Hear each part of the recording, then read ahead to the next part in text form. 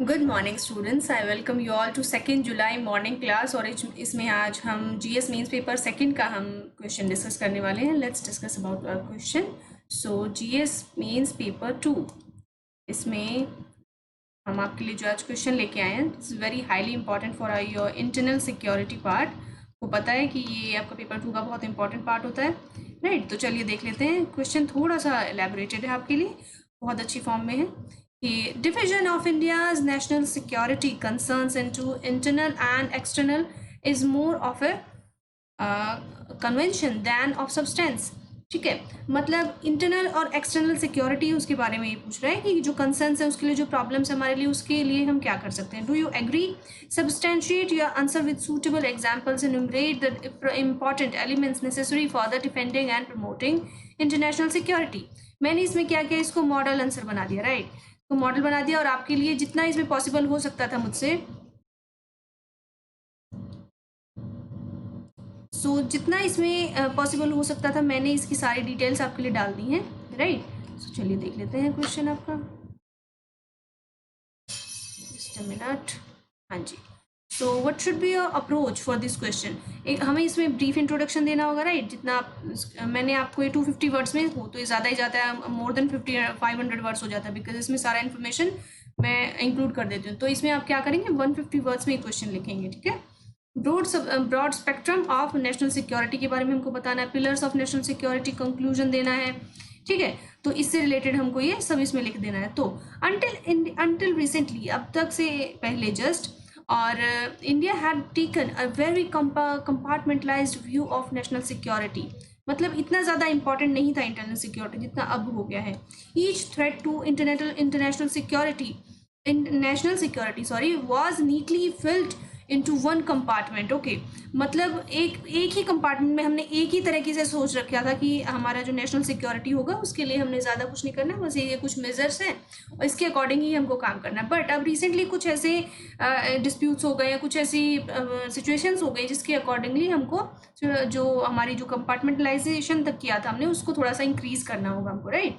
For example, the war with Pakistan that was fitted into the compartment and was meant to be deterred, okay, or defended through the might of our armed forces। मतलब अभी जो recent से हमारा India Pakistan से war हुआ था 1971, उसमें क्या हुआ था कि जो हमें जो डिफेंड करने का जो हमारा प्रोसेस था, जो हमको उसको डराने का जो प्रोसेस था दूसरी जो कंट्री है उसको कि हमारे देश पे अटैक ना करे, वो हमारा आर्म फोर्सेस के लिए ही था, सिर्फ कि हमारी आर्म फोर्सेस का ही काम है, उनको ही करना है। Okay, so a war with China से हमने क्या सीखा? Remains unthinkable and therefore that threat was fitted into another compartment and reserved to be dealt with through a mixture of engagement, diplomacy, trade and positioning adequate forces along the borders.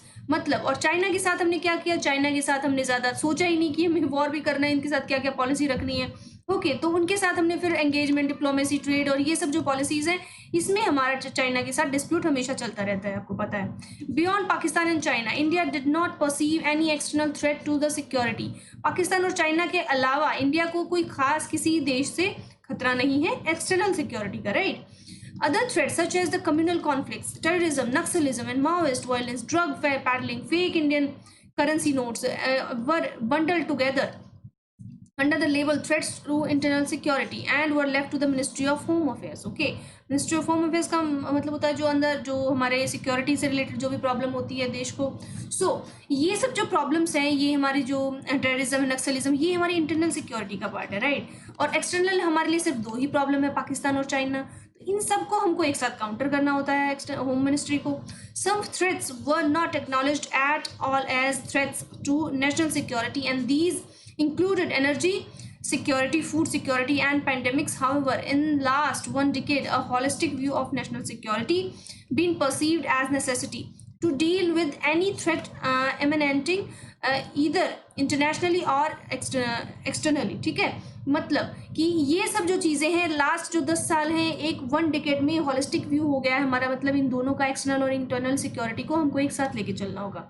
As I have told you, it was recognized that terrorism, proliferation of weapons और mass destruction, ये मतलब कहने का मतलब ये indirectly क्या बोल रहे हैं? न्यूक्लियर न्यूक्लियर जो वॉरहेड हमारा उसके बारे में बात करें, low intensity conflicts and threats to security of sea lanes, मतलब जो हमारा सी लेन्स तक ही हमारी जो वो है ना हमारा सी मतलब कोस्टल एरियाज है, वहाँ पे भी हमारा थ्रेट बना हुआ है। Energy security, food security, technology security and social cohesion and institution all in the sense coming under the domain of national security. मतलब कहने का है कि ये सब ऐसे नहीं कि हमने जो देख लिया सिर्फ हम बॉर्डर पे ही लड़ाई करेंगे, बॉर्डर के अलावा कहीं लड़ाई होती नहीं है। ये सब भी चीज़ें होती हैं जहाँ पे बार बार हमारी कंट्रीज इंटरनली इनको फेस करती है, एक्सटर्नली इनको फेस करती है। एक्सटर्नली ट्रेड वॉर होती है, वो भी किसी वॉर से कम नहीं होता, राइट। बस उसमें किसी जान माल का हानि नहीं होता है, बट बहुत उसमें भी लॉस होता है और कंट्री का इकोनॉमी एकदम, जैसे कि अभी डंपिंग ड्यूटी है जो हमारा, और जो चाइना जो अपना ट्रेड पॉलिसी है उनका क्यों करता है कि दूसरे जो जितने भी कंट्रीज हैं उनका ट्रेड इतना आप मैनिपुलेट कर दो, इतना आप उनको दबा दो कि वो फिर उठ ही ना पाए, राइट। तो ये भी किसी वॉर से कम नहीं होता है। सो एज वेल एज मतलब बॉर्डर वॉर जो हमारी कंट्री है वो इन सब चीज़ों से भी लड़ती रहती है साथ के साथ, राइट। सो कनेक्टेड होल, अब देख लेते हैं इसमें क्या है। A close examination of the threats of national security will reveal that each one of them is connected to one or more other threats, ठीक है। इनके अलावा नेशनल सिक्योरिटी में भी बहुत सारी चीज़ें हैं। For example the threat of terrorism is connected to the threat of proliferation of arms including weapons of mass destruction. मतलब अब जो टेररिज्म है, टेररिज्म क्या होगा, मतलब जो आतंकवाद फैलेगा वो सिर्फ ये थोड़ी होगा कि हमारा लोग उन्होंने जस्ट बम ब्लास्ट कर दिया जब लोग मर गए 10-5, ऐसे नहीं होता है। वो क्या होता है कि हमारा जो हमारा वॉर हेड है, मतलब जो हमारे वेपन्स हैं उनके लिए भी एक तरह से खतरा है कि वो इलीगली कहीं उनके पास ना पहुंच जाए और उनका कहीं मिसयूज़ ना कर लें। मतलब जो बड़े बड़े हमारे मिसाइल्स हैं और ये हैं, है ना। सो हमारी ये जो सिक्योरिटी का प्रोसेस है ये बहुत ज़्यादा इंपॉर्टेंट हो जाता है उस टाइम पे कि जो टेररिज्म है सिर्फ अपने आप तक सीमित नहीं रहता है, वो जो गवर्नमेंट का जो जितनी भी जो चीज़ें हैं उन पे भी अटैक करने का कोशिश करता है कि वो भी हमको मिल जाए, right. The threat to the security of our sea lanes is connected to the threat to energy security. Low intensity conflicts have a direct bearing on social cohesion, ठीक है। Technology security will be the key to building new institutions. मतलब जो technology है, AI है, हमें उसका use करके जो डिफरेंट हमारी जो सिक्योरिटी प्रॉब्लम है उसको हम सॉल्व कर सकते हैं। और जो सी लेन्स है, सी लेन्स में मतलब जो हमारा नेवी है हमारा, उसकी हमारी जो फुलफिलमेंट है हमारी जो सिक्योरिटी की वो नेवी करता है सी लेन्स पे, तो उसकी भी हम हेल्प कैसे कर सकते हैं, टेक्नोलॉजी को बढ़ा के, ठीक है। नेचुरल डिजास्टर्स हो गए, specially those food those caused by climate change can track food security, pandemics, diseases. ये देखो ये नेशनल सिक्योरिटी, ये भी डिजास्टर भी किसी नेशनल सिक्योरिटी थ्रेट से कम नहीं होते हैं, right. Defend the borders against our adversaries to the और to defeat the militants within the country. Militants मतलब जो कुछ एक रेबल करते हैं, कुछ एक ग्रुप ऑफ पीपल होता है, एक कम्युनिटी होती है जो गवर्नमेंट के खिलाफ रेबल कर देती है, राइट। मतलब उनके खिलाफ खड़ी हो जाती है, उनके खिलाफ लड़ने लगती। जैसे नक्सलाइट का हमने, नक्सलिज्म है ना, उसका हमने आपको एग्जाम्पल दिया। वो क्या है, एक ग्रुप ऑफ पीपल है जो एक नक्सल नाम का एक वो था, पहले विलेज था, वहाँ से वो ओरिजिनेट हुआ और फिर देन हाउ कि वो सारा एकदम से अगेंस्ट हो गया गवर्नमेंट की पॉलिसी के, और ये फिर अभी तक ये कंटिन्यूड है, राइट। थोड़े समय बाद कुछ टाइम बाद ये अवेकन होते रहते हैं, राइट। और इसमें ये क्या होता है कि national security therefore caught in complex spiders web, मतलब एक तरह से जाल हो गया है, उसमें ही उलझा रहता है, एक बार इधर से कुछ एक बार इधर से कुछ, unless we recognise that each strand of this web is connected to other strands, okay। मतलब सब एक दूसरे से जुड़े हुए हैं, कनेक्टेड। टेररिज्म है तो नक्सलिज्म में भी होगा, राइट। अगर वेपन्स का थ्रेट्स है तो नक्सलिज्म में भी होगा, वो टेररिज्म में भी होगा। आपका जो इंसर्जेंसी का प्रॉब्लम उसमें भी होगा। We would not be able to justice to a fundamental obligation to protect and defend the security of the nation, ठीक है। मतलब हम सिर्फ एक को लेके ही अपनी सिक्योरिटी को मजबूत नहीं कर सकते, राइट। हमको सबको लेके चलना होगा। Important elements of national security, defending and promoting national security stands on 3 important pillars. Firstly human resources, secondly science and thirdly finance। ये देखो ये तीनों चीजें हैं, इस तीनों को हमको लेके चलना होगा नेशनल सिक्योरिटी में। मतलब पहला ह्यूमन रिसोर्स को हमें स्ट्रॉन्ग करना होगा। उनको मतलब कैसे हम स्ट्रॉन्ग कर सकते हैं, बाय एम्प्लॉयमेंट, हम उनको एम्प्लॉयमेंट जनरेट कर सकते हैं, ठीक है। और सेकेंडली साइंस, अपनी टेक्नोलॉजी, अपना एआई को इतना एनहेंस कर लें कि हमें कोई प्रॉब्लम आने रहा है, हमारा साइबर जो हमारे से प्रॉब्लम आती है, साइबर अटैक्स होते हैं उसको कम कर लें, ठीक है। तो वो हमारी इंटरनल जो सिक्योरिटी पे प्रॉब्लम्स आती है वो कम हो जाती है। तीसरा है फाइनेंस। फाइनेंस को मतलब जो नकली नोट होते हैं उसको छापते हैं उनकी, और फाइनेंस मतलब जो मनी लॉन्ड्रिंग हो जाती है, जो सपोज, और तो इस तरह की जो नेशनल सिक्योरिटी को लेकर प्रॉब्लम, तो 3 पिलर्स हमें, तीनों को हम एक एक करके डिस्कस करेंगे, राइट। फर्स्ट है हमारा human resource. Without money no country can nurture and build human resources, ठीक है। उसके लिए मनी चाहिए, finance is needed for schools, colleges, universities, library, ये सब के लिए चाहिए, ठीक है। It was the 6th decade of independence that we were able to pass a law to the right to education. Only now we have been able to achieve near universal enrollment of children 6 to 14 years. पता है ना आपको। सो ये हमारा जो basic जो education का right है, ये अब जाके फुलफिल हुआ है, 86th अमेंडमेंट, पता होना चाहिए आपको, right. Then there are still problems in retention, मतलब इसको अभी तक शुरू करने में बहुत सारी प्रॉब्लम्स आ रही है। अकॉर्डिंग टू 2010-11 स्टैटिस्टिक्स, देखो वर्ल्ड स्टैटिस्टिक्स डे हमने कल डिस्कस किया था 29 जून, इससे पीसी मेलानोबिस ये याद आना चाहिए तुरंत ये सब देखते ही, ठीक है।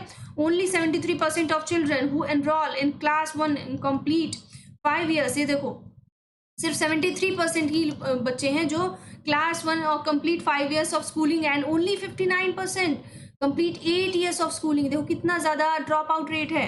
ड्रॉप आउट रेट मीन्स हमारा जो प्रॉब्लम है, मतलब बच्चे स्कूल छोड़ देते हैं, तो उससे उसको कॉम्बैट करने के लिए गवर्नमेंट ने क्या किया था, मिड डे मील शुरू किया था, याद है ना आपको। ये चीज़ें याद आनी चाहिए, रिकॉल करो इन चीज़ों को बार बार। Life expectancy has increase from 59.4 years in 1991 and 66.1 years in 2011। ये देखो मतलब कि लाइफ एक्सपेक्टेंसी तो ठीक है, बढ़ रहा है, but during the same time क्या हो रहा है, जो child sex ratio has decline, ये डिक्लाइन कर रहा है। तो ये भी सोशो इकोनॉमिक बहुत बड़ी बड़ी प्रॉब्लम्स होती हैं आपकी। मैंने बोला SDG जो आपके सस्टेनेबल डेवलपमेंट गोल हैं, उनमें ये सब इंक्लूड होता है, ठीक है। तो इनको याद रखो अच्छे से कि हमारा अब चाइल्ड सेक्स रेशियो क्या चल रहा है, हमारा 943 था, 933 है, कितना चल रहा है, मतलब अभी पूरा याद होना चाहिए हमको।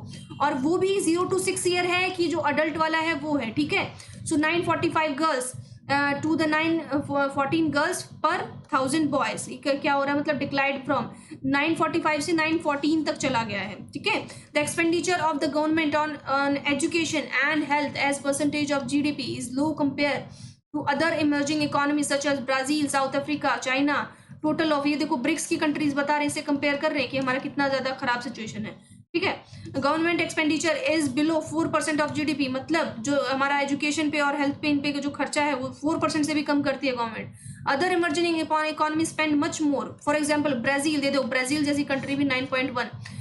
इसका what is the name of their president, Bolsonaro, I think, हाँ बोल्सोनारो है, वो हमारे 26 जन में भी आए थे और रिपब्लिक डे पे, और अभी उनमें बहुत ज़्यादा सिचुएशन खराब है कोरोना से। आई थिंक 13 लाख पेशेंट्स हो गए उनके करंटली, राइट। और फर्स्ट पे तो USA चल रहा है। South America, don't worry, we will combat them as well, right. तो 9.6। साउथ अफ्रीका, देखो साउथ अफ्रीका जैसी कंट्री भी 9.6 कर लेती है। चाइना भी 5.9% इतना अपनी GDP का, चाइना का GDP तो हमारे से कितना ज़्यादा बड़ा है, उसका भी 5.9% ये हेल्थ पे स्पेंड कर देते हो। हम कितना करते हैं, हम 4 से भी कम करते हैं। हमारा कितना बुरा सिचुएशन देखिए, कोरोना से मरे ना तो क्या होगा बताओ। साइंस एंड टेक्नोलॉजी, इसमें देखो इसी का ही पार्ट है फर्स्ट का, हमने बता दिया कि पहला हम कौन सा डिस्कस कर रहे थे, नेक्स्ट हमारा science and technology, human resource में पार्ट डिस्कस कर रहे हैं। Every country has moved up to the level of middle income countries, or a developed country has intensely promoted and heavily relied upon science and technology. It begins with the gross enrollment ratio, ठीक है। मतलब जो science and take है उसमें भी development का उनको जो रिलाई है, बिकॉज उस पर डिपेंडेंट बढ़ रहा है, डिपेंडेंसी साइंस एंड टेक पे, तो उसको उससे रिलेटेड हमको डेवलपमेंट करना होगा।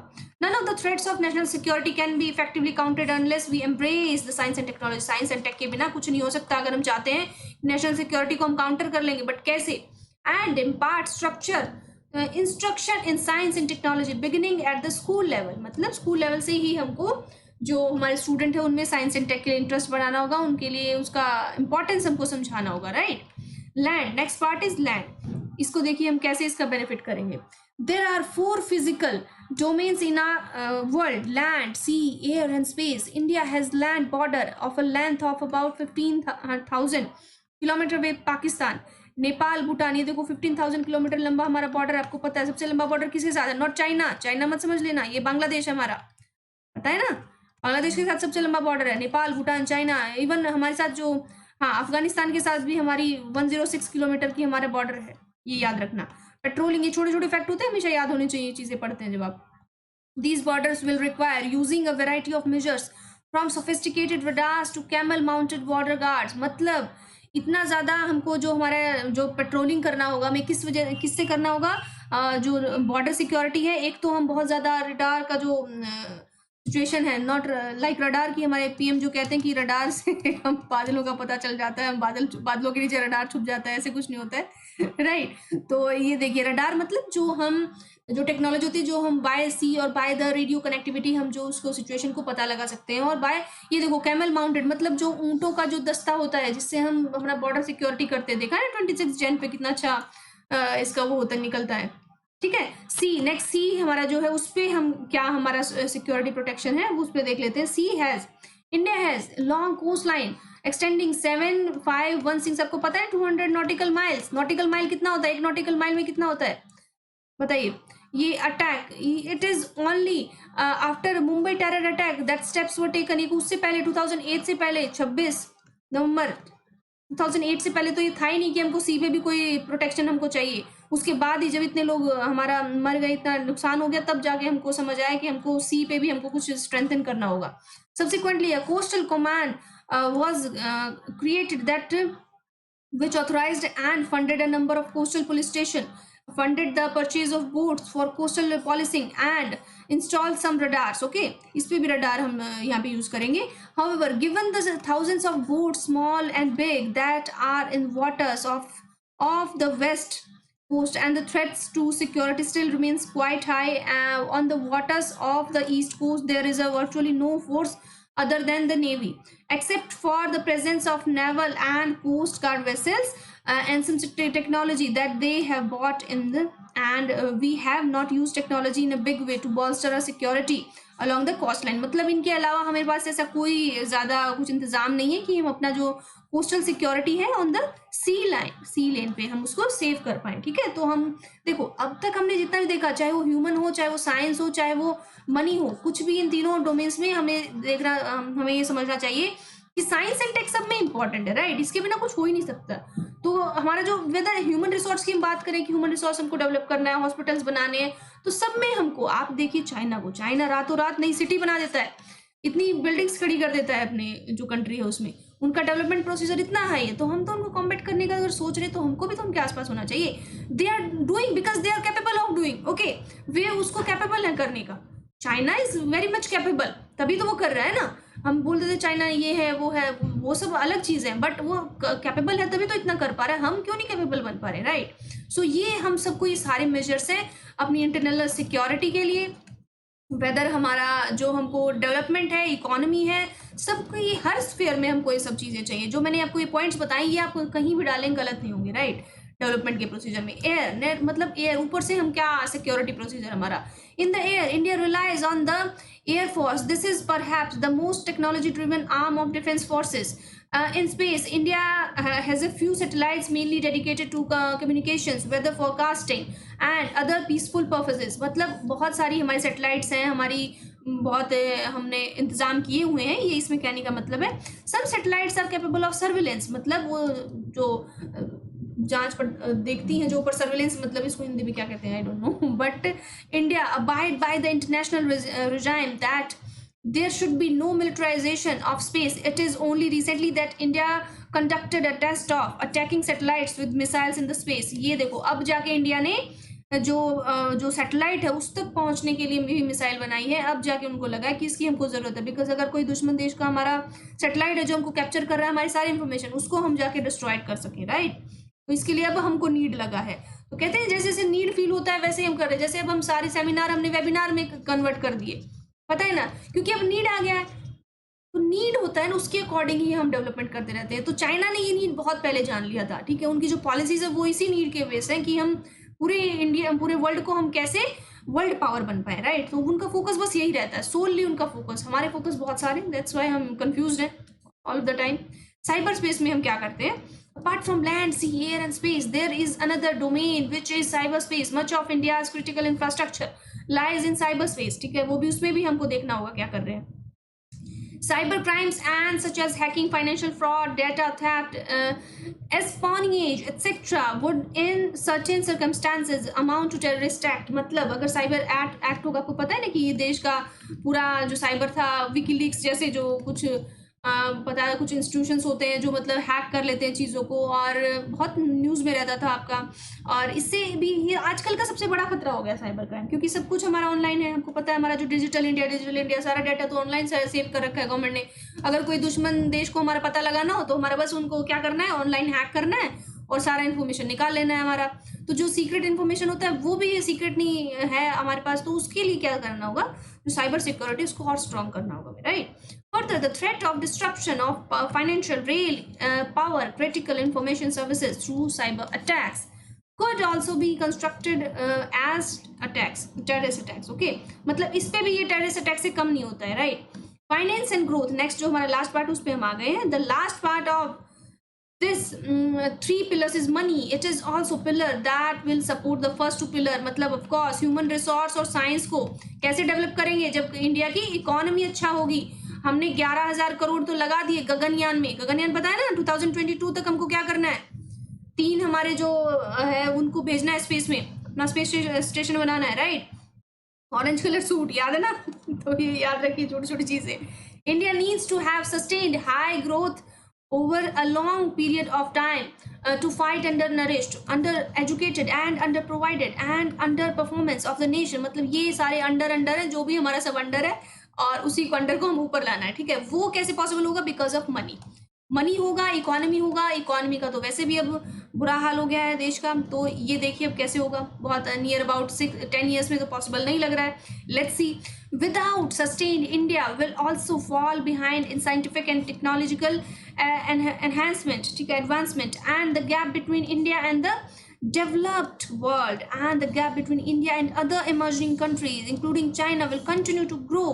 ये देखो, ये जो है साइंस एंड टेक्नोलॉजी में कि इसके अगर इंडिया इसमें पीछे जा रहा है तो जो इंडिया है और उसका जो डेवलप्ड कंट्री का उसका गैप बढ़ जाएगा, राइट। और उससे जो डेवलप्ड जो उसकी बगल वाली कंट्री है चाइना, उससे तो और गैप बढ़ जाएगा। तो ये तो प्रॉब्लमेटिक है अगर हम इसमें फुलफिल नहीं करते तो, ओके।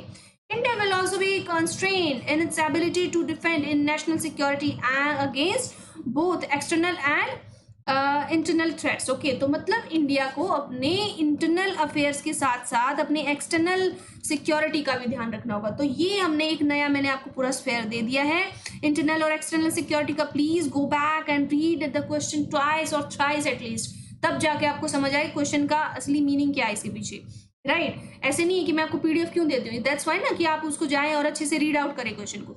सो रीड कीजिए, ये मेरे हैंडल से इस पे मुझे फॉलो कीजिए, फॉलो कराइए, राइट। अभी अनअकैडमी पे क्लासेस है, मैं बहुत बिजी हूँ उस पर।